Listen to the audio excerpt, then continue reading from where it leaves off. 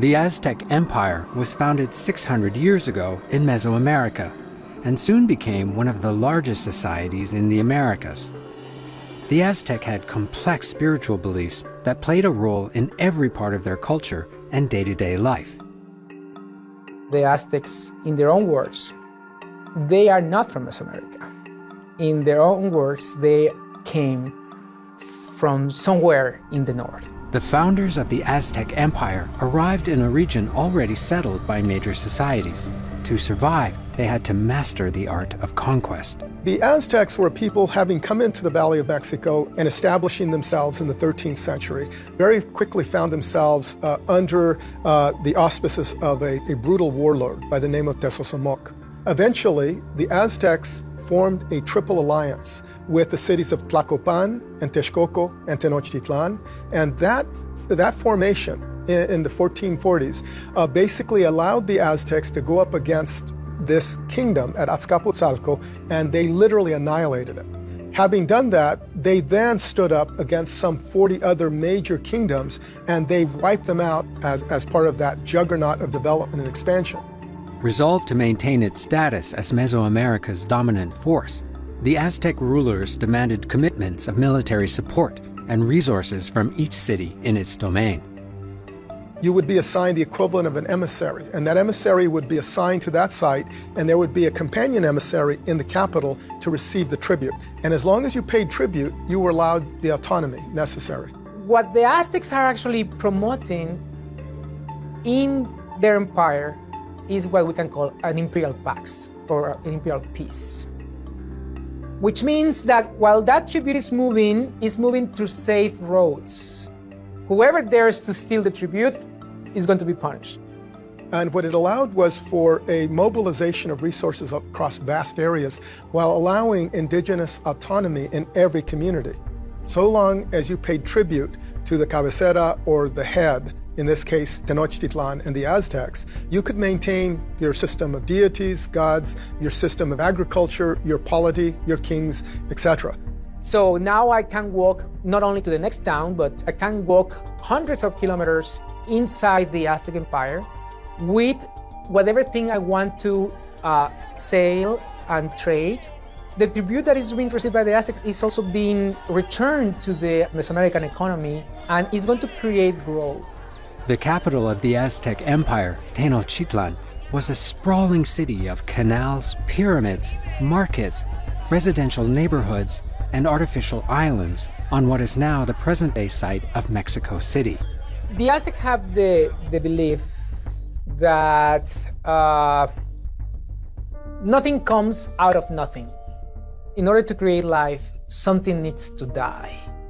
And the most precious life they could give was the life of humans. The energy of the individuals is in the blood, in the fluid, this sacred liquid. Let's put it this way, they created a religious economy in which basically lives have to be given to the divinities. So were the Aztecs violent? Yes, but it's organized violence, violence with a purpose. The Aztec rulers built a society that in many ways was unparalleled in the world. The Inca Empire was the largest civilization in the Americas in the early 16th century. In its short existence, the Sapa Incas ruled a society of millions of people from Ecuador to Chile. Over the past 5,000 years, large city-states with dynamic political and religious rulers emerged and held power in every part of the world. The ancestors of the ambitious Inca rulers had humble beginnings as farmers in the Andean highlands about 900 years ago. The descendants of those farmers founded the largest indigenous society in the Americas 600 years ago. And like other great civilizations, the Inca Empire began with a vision. The Incas are going to claim that after the creation of the world in Titicaca, some of them took this passage from the lake and they are going to emerge in Pacaritambo, the place of their origin. According to oral histories, the first Inca family left their birthplace in Pecaritambo in search of the perfect location to establish a homeland. They were carrying a golden staff, and they were basically testing the soils. And the idea was that they were going to find a place where that golden rod was going to be able to be sunken into the ground. And that happened in Cusco, in one specific spot, and that's going to be the Ushno. And the Ushno is the center where all the vital force of the universe radiates. When the Inca arrived in Cusco, it had been the home of the Quilque people for hundreds of years.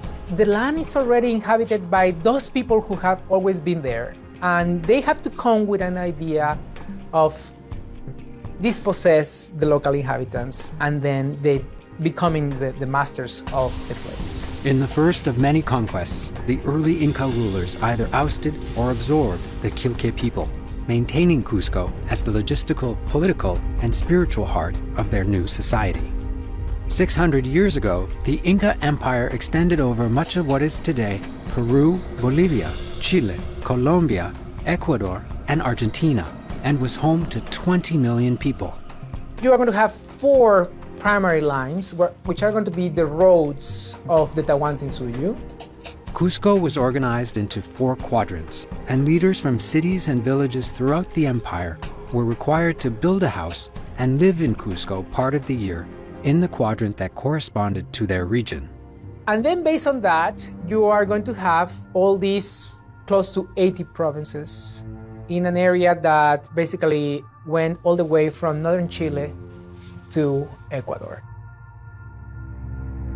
All along the Andes, you had these systems that the Inca built upon. Their empire extended in length some 2,000 miles from north to south. This grew in tandem with conquest and population growth. To control such a massive territory and diverse population, the empire's leaders convinced regional chiefs to join the society with promises of material riches and special status. But mandatory allegiance had a cost. Most of the leaders of these small nations accepted the new government peacefully. But for those who resisted, the Inca's well-trained army forced compliance.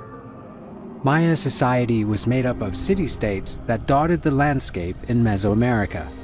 Moving goods and services to a population in the millions was done through a highly evolved system of trade and commerce.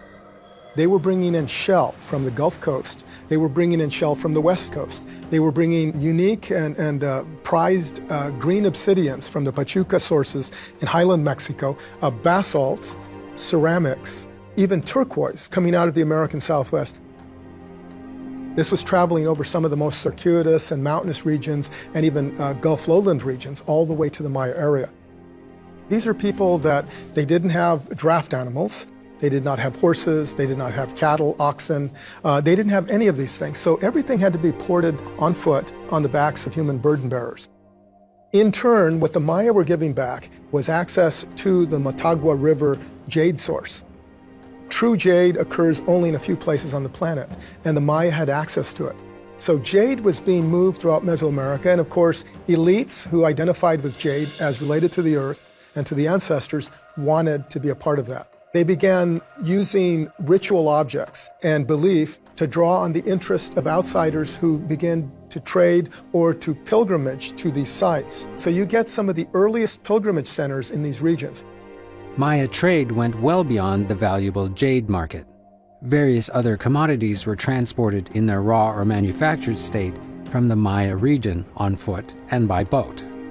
When the Spanish first arrived, they had encounters with Maya boats or ships, if you will. And these were multiple canoes lashed together into platforms, and they were essentially sailing ships that were traveling up the coast with large quantities of ceramics, as well as rubber, copal, chocolate, vanilla, and virtually all of those other things that we as Westerners so much enjoy, which all originated in ancient Mesoamerica. One of the most important trade items in Maya society was maize. This crop was at the center of the Maya diet and culture and was in high demand in the urban centers. Eventually, maize moved into North and South America through trade with other indigenous communities. considering the importance of corn for people's diet and all that went with corn. It was a valuable food to trade.